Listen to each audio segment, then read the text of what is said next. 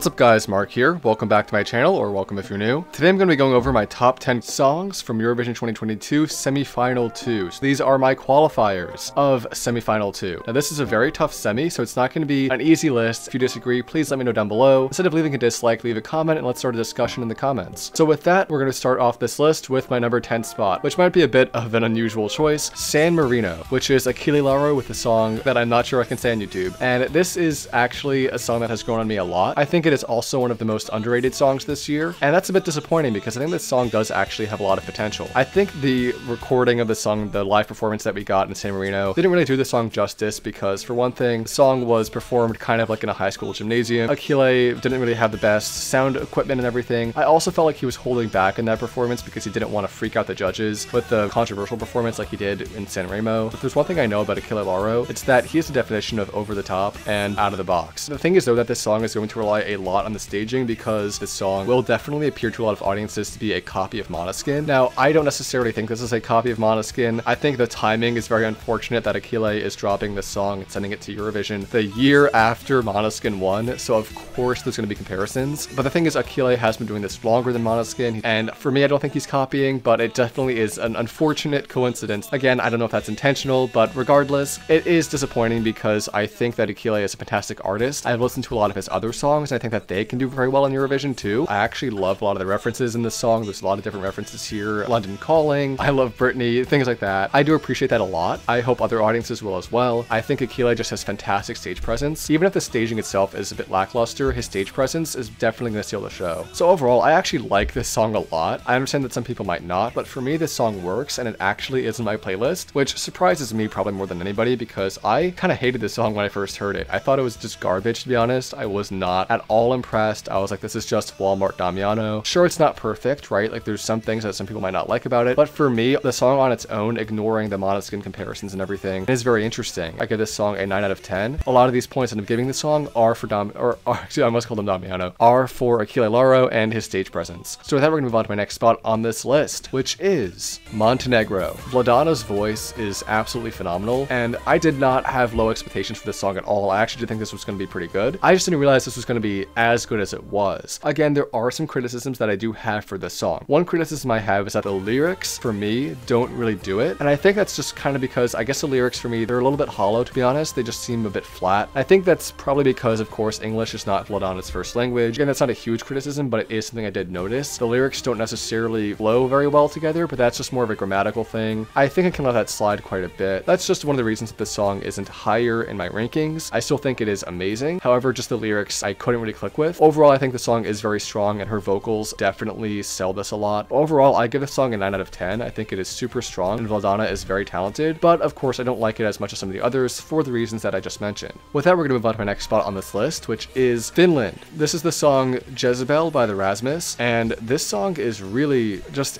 interesting. I actually was not such a big fan of the song at first. I thought the lyrics were a bit weak. This song has grown on me like fine wine. I actually like it a lot now. It's just a lot of fun. Sure, I don't like it as much as I did maybe like a month ago, but I still think that this song is very strong, and sure, the lyrics are a bit confusing, right? They kind of make sense. It all kind of fits together. They're a bit silly, to be honest, but it works. And so overall, I like this song a lot. I actually loved the live performance. I think the live vocals could use some work. I don't want to hold that too much against this band, but the live vocals definitely could have been a bit stronger, to be honest. Overall, the song is pretty good. It is a lot of fun to listen to. I, of course, love the guitar solo. And what I also did like a lot was the staging of this song in UMK, which I'm sure will be reflected in Turin. The staging was really strong. I love the use of yellows. I love the use of lights. I love the use of LED effects in the background, the little characters walking around in the background, the eagle soaring overhead, and all that was super impressive and really sold this performance a lot. So for that, I give the song a 9 out of 10. I think it is super strong, and the live performance, I cannot wait to see it in Turin. Then we're gonna move on to my next spot on this list, which is Belgium. So this song is super interesting. I, to be honest, wasn't a huge fan of Hooverphonic last year, and that qualified. So I really hope that this song qualifies because I think this is one of Belgium's best entries. And if Jeremy can nail this live, this can be one of Belgium's best entries probably ever. I really hope this does well. I do not see this doing as well as Rhythm Inside, not by a long shot. I can see this maybe top 20, top 15, not so much top 10, top 5, but it is still very good, and I do like it a lot. This song is one of those songs that is going to be in my playlist. I can definitely see myself listening to it. It combines a lot of elements of music that I really enjoy, and overall, just very impressive work by Jeremy. I really don't have that many criticisms for this song. I think it is super strong, very interesting, and very different for Belgian. It's not super unique. I mean, I've heard songs like this before. Right now, for me, this is a 9 out of 10. I just don't like it as much as some of the others, but I think Jeremy has done a fantastic job, and this song definitely deserves to qualify. So with that, we're gonna move on to my next spot on this list, which is a song that I did not think I'd have as one of my qualifiers this year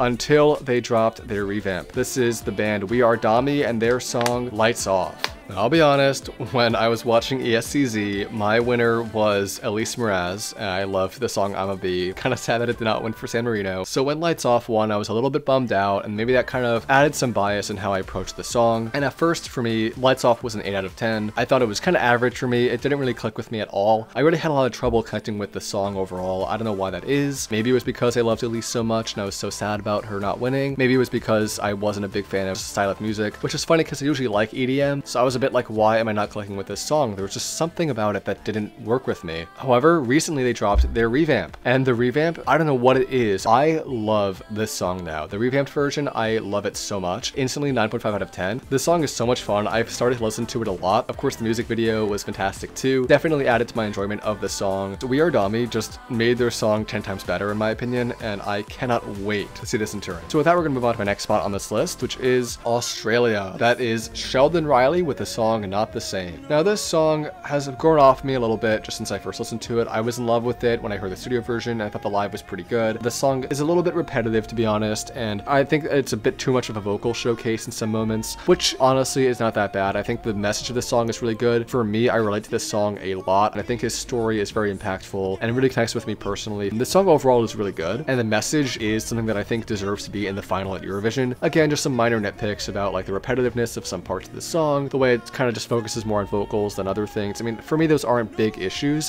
For me, this song is still a 9.5 out of 10. I think it is very, very strong and one of the better songs that we have this year. So with that, we're gonna move on to my next spot on this list, which is Cyprus. So this song is very underrated. I actually love Cyprus's song a lot this year. I actually like it a lot more than El Diablo last year. I like that this song is different from anything that Cyprus has sent in the past 5 or so years. This is in Greek. This has a lot of ethnic elements. Now, I don't mind the pop songs that Cyprus has sent. I actually like a lot of their songs, and I love El Diablo. I loved Fuego, Replay. The only thing is just that I was kind of hoping for some variety. A part of me was like, I really hope Cyprus doesn't send another generic pop song this year. You know, the generic part is not necessarily bad. Cyprus delivers, but I was overjoyed when I found out that this song was going to be in Greek. As you might know, I am a big language nerd and a big fan of learning about different cultures and everything like that. That's also a big part of why I love Eurovision. This song kind of fills that gap that was in my chest of hoping for a song in Greek. And I really am looking forward to seeing this live, because I think that if the live performance is good, then this song has a shot at not only qualifying, but getting maybe top 15. I don't know about top 10, but maybe. I don't know why this song is so underrated. For me, this is a 9.5 out of 10. I don't really have any criticisms for it. The only thing is just that I like some other songs just a little bit better. That's really about it. I think this song is great, and I really am looking forward to seeing it this May. With that, we're gonna move on to my number 3 spot, which is Poland. This is Krystian Ochman with the song River. This song, I'm sure as everyone probably guessed, is one of my favorites this year. It is currently still in my top 10. Portugal might overtake it, but we'll see. This song is really strong. I'll get the critiques out of the way first. Minor things, just like for me, the lyrics don't blow me away. I get what the song is about. I relate to the message of the song. I think the song is pretty relatable, you know, being about like burnout. I think what really makes this song powerful is Ochman's voice, is his vocal moments towards the end that I think are totally unmatched, except maybe by Azerbaijan. I think Ochman, however, stands out a lot. His high notes don't feel like gimmicks. I feel like an Azerbaijan song, it feels like that high note was kind of just thrown in there just to kind of grab your attention, be that big moment. But this song feels a bit more authentic to me. I feel like this song is something that Ochman sat down and wrote, whereas Fade to Black just seems a little bit more manufactured. That's just my personal taste. Again, I think Azerbaijan has a very good song, and I think in this semifinal it is a pretty close 11th place. But for me, I just didn't love it as much as some of the other songs on this list. So overall, I love this song a lot. I give it a 9.5 out of 10. Again, very close to a 10 out of 10, only because I don't like the lyrics that much. The lyrics are still good. I mean, this overall package is phenomenal still. Also because I have seen this live, and I know from what I've seen that Ochman can deliver fantastic vocals. So with that, we're gonna move on to my number 2 spot for semifinal 2, and that is Serbia. This song is one that I think is not only growing on me, but a lot of other people as well. This song is currently in my top 5, and that was definitely a pretty bold choice. I knew I was going to get a lot of flack for that. I know a lot of people think this song is not the greatest. For me, I love this song a lot. I love the message of this song. I love the way it sounds. It's hypnotic. It puts you in a trance. It is mesmerizing. It is just the whole 9 yards for me. I love this song. I love Konstrakta's performance. There is a reason that performance has 10 million views, probably more by the time I upload this video. Overall, phenomenal work. I think Serbia has a real shot at least the top 10, and I think this song is definitely going to resonate with a lot of people. I mean, if you look at the Eurovision page, there was a video they dropped of all 40 songs, and so many comments were expressing love for Serbia, which surprised me because I got a lot of not so nice comments when I put Serbia in 4th place in my like top 10 video. So I'm just very happy to see a lot more appreciation for this song, because I think that the message, especially about the healthcare industry and all that, is very, very important. And I also love the performance art aspect of this. Personally, I love performance art. It's not for everybody, but for me, when I saw this performance, I was like, oh my god, like this is basically performance art, and that made me like it so much more. This song for me is a perfect 10 out of 10 because Konstrakta is just a fantastic performer. This song is a definition of original, and this is what we desperately need in the final. I think maybe with some subtitles or something, this song can easily do very well. With me, I loved it even before I knew what it was about. I was a bit confused about what it was about, but regardless, I still appreciated that this was something different and out of the box. The song definitely needs to capture those wider audiences that might not speak Serbian or just might not really know what the situation there is with their healthcare industry and everything. So that's the big thing with this song. I think that that's very important. But overall, one of my favorite songs this year. I really would not mind seeing this in the top 5, if not winning, to be honest. I love it that much. So then we're gonna move on to my number 1 spot for semifinal 2, which is